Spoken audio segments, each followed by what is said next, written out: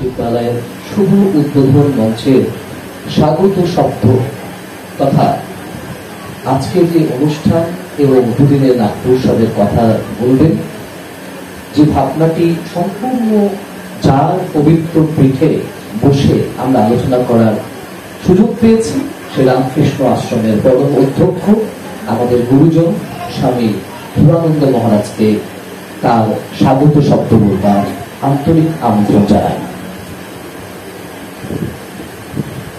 যাদের অপেক্ষায় সবাই অপেক্ষারত ছিল, তার মধ্যে যদি আমাদের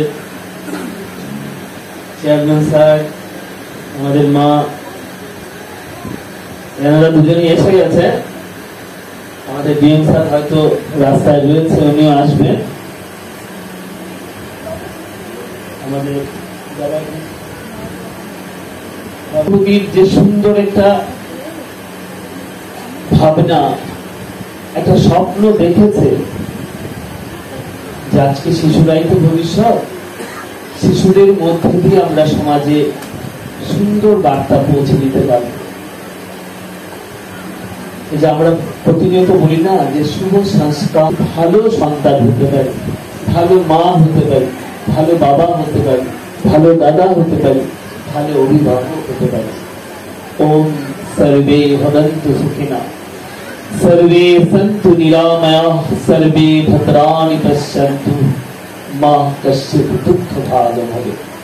এরপর আমরা সম্মানের প্রিয় আপনজন, আমাদের অত্যন্ত কাছের মানুষ, আমাদের অভিভাবক, সম্মানীয় বিধায়ক লীলাবতী সাহা মহোদয়কে বরণ করে নেবেন সহ সাঁইথিয়া রঙ্গতীর্থ প্রতিষ্ঠানের অন্যতম কর্ণধার সোমপ্রকাশ স্যারকে দিয়ে।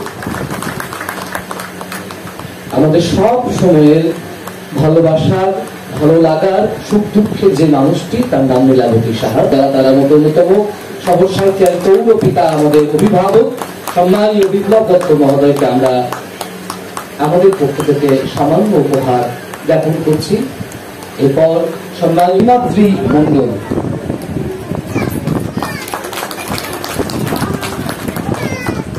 প্রতিষ্ঠানের পক্ষ থেকে আমাদের পুষ্প। সাঁইথিয়া শহরে অনেক বছর পর এই স্ট্যান্ড একটা 1 থেকে 10-এর মধ্যে এই পজিশন এসেছে। সেই অঞ্জন যখন আমার বন্ধু ছিল, এখন সে বিদেশে আছে। তার যাত্রার পর এখন আমাদের প্রিয় চয়ন, তার হাতে পুষ্প, মেমেন্টো, উত্তরীয় পরিধান করা হলো। একদিনের ব্যাপার নয়, বছরের পর বছর ধরে চলবে। ছোটদেরকে অভিনয় শেখানোর যে কাজ, অভিনয় বিদ্যালয়, তার সূচনা হচ্ছে আজকে। বড় আনন্দের দিন। প্রশ্ন উঠতে পারে যে ছোটদেরকে অভিনয় শিখিয়ে হবে কেন? আসলে অভিনয় এমন একটা শিল্প মাধ্যম যা সমস্ত শিল্পকে গ্রাস করে নিতে পারে। অভিনয়ের ভিতরে, থিয়েটারের ভিতরে উদ্বোধক এবং সকল যোদ্ধাদের, সহযোগীদের সামনে আসতে বলবো। আমরা এই প্রদীপ প্রজ্বলন করতে চলেছি। উদ্বোধিত হচ্ছে বীরভূম জেলা প্রথমবার একদম একাডেমিক্যালি শিশুদের নাটকের প্রতিষ্ঠানের প্রদীপ। সকলকে একটু সামনে আসার আন্তরিক, সবাই একটু হাতে হাতে ছবি দেবে, একসাথে হাত ছুঁয়ে রাখুন সবাই। একটি স্বপ্ন, একটি সংকল্প,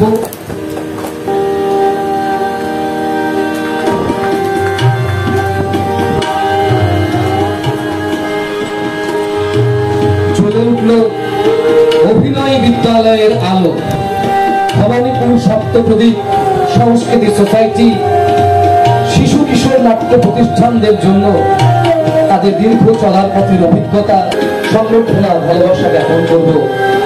আর একে একে গ্রাম থেকে গ্রামাঞ্চল পৌরহিতা মাননীয় বিপ্লব দত্ত মহাশয় আমরা আমাদের মধ্যে পেয়েছি আজকের উদ্বোধক, চলচ্চিত্র টেলিভিশন জগতের বিশিষ্ট অভিনেতা, নির্দেশক মাননীয় শুভাশিস ব্যানার্জি মহাশয়কে। আর সেই প্রদীপের আলোকে আলোকিত হোক আমাদের সমাজ, সংস্কৃতি, ঐতিহ্য। আমরা সব সময় সপ্তপ্রদীপের পাশে ছিলাম, আছি এবং আগামী দিনেও থাকবো, এগিয়ে চল।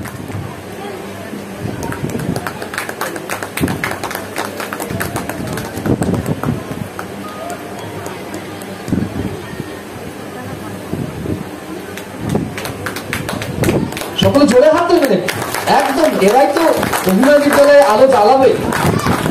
তার জন্য আমাদের কাছে একদম শিকড় থেকে ধরেছি, যাতে করে মাঝখানে এসে ডাল কাটতে না হয়, আবার নতুন করে কলম করতে না হয়। একদম শিকড় থেকে ধরেই গাছটাকে বড় করার চেষ্টা করছি। প্রথম বছর ফাউন্ডেশন কোর্স, তারপরে first year, second year, third year, fifth year পর্যন্ত এই কোর্সের পর সে সার্টিফাইড হবে। সেই সার্টিফিকেট সঙ্গীত নাটক একাডেমি এবং ভবানীপুর সপ্তপ্রদীপের যৌথ সার্টিফাইড থাকবে, যেখানে তৎকালীন যে জেলা শাসক থাকবে তারও সিগনেচার থাকবে। আমরা তুলে দিচ্ছি ভালোবাসার উপহার। পরবর্তী দেখে নিচ্ছি অনুপ্রিয়া ভান্ডারী। অনুপ্রিয়া আছো এখানে? হয়ে গেছে। শুরু হচ্ছে আরেকটি পর্ব, আরেকটি অধ্যায়, যাদের ভালোবাসায় জানিত হবে আমাদের অভিনয় বিদ্যালয়। সকলের আশীর্বাদে অতনুদা এই 29 জনকে মোটামুটি প্রথম উপবিষ্ট মুনিজন এবং তৎসহ মহারাজের কাছ থেকে অনুমতি নিয়ে আমি আমার বক্তব্য রাখছি। আমার অগণিত দর্শক, যাদের জন্য আজ আমরা তাদের প্রণাম জানাই। মাটি আমাকে ডাকে, আমি দৌড়ে দৌড়ে চলে আসি, কারণ একটু এগোলেই শিউড়ি। আমি শুনেছি সেখানে নাকি আমার মামার বাড়ি ছিল, জীবনে যেতে পারিনি। তারপর যে কাজ এই বীরভূমের অনেক দলই করে চলেছেন সপ্তপ্রদীপতায়, আরেকটি কাজ যেটা ভীষণ গুরুত্বপূর্ণ কাজ, সেটা হচ্ছে অভিনয় শিক্ষার একটা বিদ্যালয়। এই পরিপ্রেক্ষিতে বলি, আমি এইরকমই শিশু কিশোর অবস্থা থেকেই অভিনয় শুরু করি, একদম বাণিজ্যিক থিয়েটারের মধ্যে দিয়ে নিজের মধ্যে এনে প্রকাশ করা। আমি তো ডাক্তার নই, আমাকে যখন ডাক্তারের পাঠ করতে হয়, সেই ডাক্তারকে আমার মধ্যে বসাতে হবে। ডাক্তাররা কিভাবে কথা বলে, কিভাবে পেন ধরে, কিভাবে সেইগুলোকে অনুকরণ করতে হবে। সেই অনুকরণ শিল্প যে এত বড় একটা মারাত্মক দিক নির্ণয় করতে পারে, তা একমাত্র নাটকেই বোঝা যায়। শৈশব থেকে নিজের প্রায় 55 ঊর্ধ্ব বয়সের দোরগোড়ায় দাঁড়িয়ে শুধু অভিনয়কে দিয়ে গিয়েছেন। আজ যখন আপনাদের প্রিয় বাগিচায় তারা খাচ্ছেন, তখন তাকে ঘিরে যে ভিড় এবং ওনাদের চিনে নেওয়া, একটা ডাক্তার, প্রফেসর, মাস্টারকে ঘিরে এই ভিড়টা খুব কম হয়।